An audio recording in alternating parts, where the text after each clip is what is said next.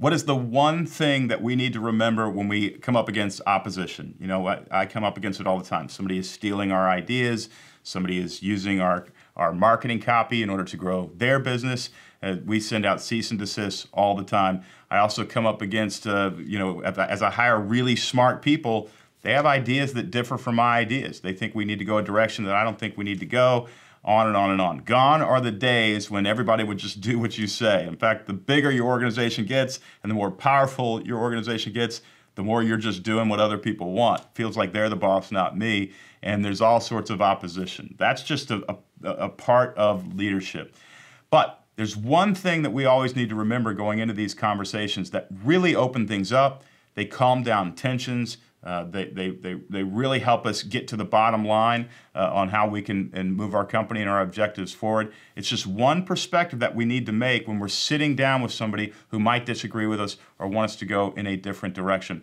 Today's wisdom comes from Governor Bill Haslam. He is or was the governor of Tennessee. We caught him in his last 10 days in office, spent 8 years growing the state, had unbelievable numbers. Rainy day fund went crazy. Unemployment was actually beating the national average. He moved a ton of, you put capital at risk to move a ton of business into the state of Tennessee. An incredible success. We were grateful to be able to sit down with him and actually ask him, hey, what do you do when you're in a room filled with people who are actually incentivized to oppose you?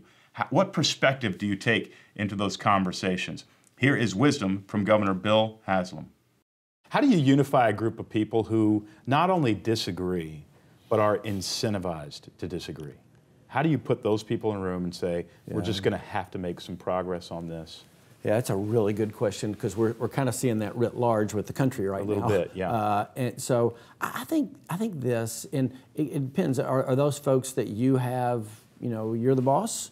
If they are, then I'd say one of the traits you want to teach them in any of those disagreements is that the other fellow might be right, and you start with that that humility. Right. It really, that's what I was going to come back to. Is I've also gotten to where I want to hire people that have humility. I've hired a lot of people who were really competent. They were great performers, but they had egos out the roof, and long term it just never works. Yeah. Because they're kind of mavericks and stallions, and all that's great, but at some point in time, it crashes. Yeah, I've always likened that to the NFL draft in terms of often the number 1, 2, 3 picks who you really want.